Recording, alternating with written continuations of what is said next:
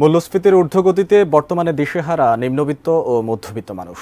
এমন প্রেক্ষাপটে আসন্ন ২০২৪-২৫ অর্থবছরের বাজেটে দ্রব্যমূল্য নিয়ন্ত্রণে কার্যকর পদক্ষেপ থাকছে না। উল্টো আন্তর্জাতিক মুদ্রা তহবিল IMF-এর শর্ত পূরণে রাজস্ব আয় বাড়াতে যেসব পদক্ষেপ নেওয়া হচ্ছে তাতে সংসার খরচ আরও বাড়বে ধারণা করা হচ্ছে। আরও জানাচ্ছেন সহকর্মী ইমতিয়াজ আলম। আসন্ন বাজেটে প্রায় অর্ধশত পণ্যের উৎপাদন ও সরবরাহ পর্যায়ে ভ্যাট হার এবং সম্পর্ক শুল্ক বাড়ানো হচ্ছে। পথের ভিখারি থেকে ধনিক শ্রেণীর মানুষকে বইতে হবে এই ভ্যাটের ভার। এতদিন বজায় থাকা শূন্য শুল্কের শতাধিক পণ্যের উপর 1% শুল্ক আরোপ করা হতে পারে এবারের বাজেটে। এতে ভোক্তা পর্যায়ে নিত্য প্রয়োজনীয় ও নিত্য ব্যবহার্য পণ্যের দাম বাড়তে পারে। মোবাইল ফোন, সিগারেট, আমসত্ত্ব, ফলের জুস, কোমল পানীয়, কার্বোনেটেড বেভারেজ, এনার্জি ড্রিঙ্কস, বিদ্যুৎ সাশ্রয়ী বাল্বের দাম বাড়বে আসন্ন বাজেট অনুযায়ী। বর্তমানে ৩৭ লাখ ব্যক্তি শ্রেণীর করদাতা আয়কর রিটার্ন জমা দিয়ে থাকেন। এর মধ্যে বড় অংশই মধ্যবিত্ত শ্রেণীর করদাতা। এই শ্রেণীর করদাতাদের জন্য বাজেটে আয়কর খাতে ছাড় থাকছে না। মূল্যস্ফীতির ঊর্ধ্বগতি সত্ত্বেও আয়কর আদায়ের কথা চিন্তা করে বাজেটে করমুক্ত আয়ের সীমাও বাড়ানো হচ্ছে না এবার। এনবিআর মনে করে করমুক্ত আয়ের সীমা বাড়লে বিপুল সংখ্যক জনগোষ্ঠী আয়করের আওতার বাইরে চলে যাবে। মূল্যস্ফীতি বেড়েছে, সেই সঙ্গে আনুপাতিক হারে মানুষের আয়ও বেড়েছে। তাই সীমা বাড়ানোকে যৌক্তিক মনে করে না সংস্থাটি। বর্তমানে করমুক্ত আয়ের সীমা ৩.৫ লাখ টাকা।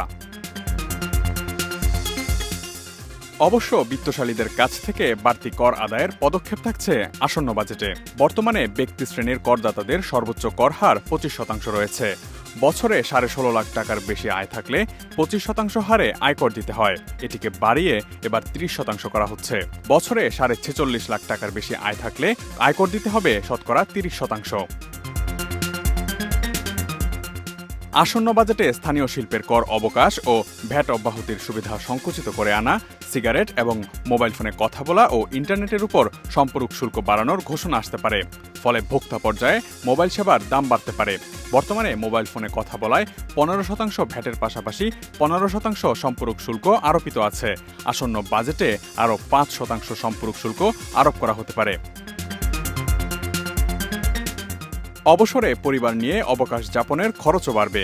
বর্তমানে অ্যামিউজমেন্ট পার্ক ও থিম পার্কে প্রবেশে এবং রাইডে চড়তে ৭.৫% হারে ভ্যাট আরোপিত আছে। এটি বাড়িয়ে এবার ১৫% করা হচ্ছে।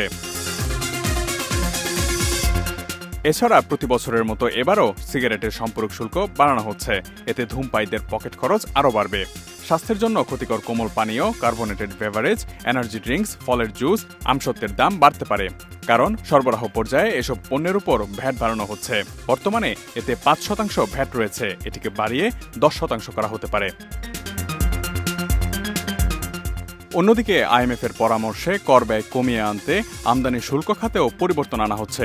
শূন্য শুল্ক হার বিশিষ্ট শতাধিক পণ্যের উপর ১% শুল্ক আরোপ করা হতে পারে।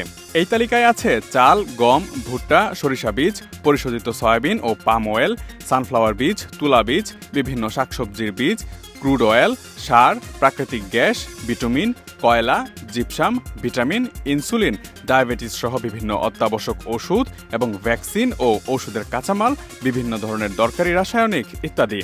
বর্তমানে ৩৩৫টি আইটেমের পণ্য আমদানিতে কোনো শুল্ক দিতে হয় না। সেগুলোতে এখন শুল্ক বসতে যাচ্ছে। Imtiaz Alam, desk report, ATN news.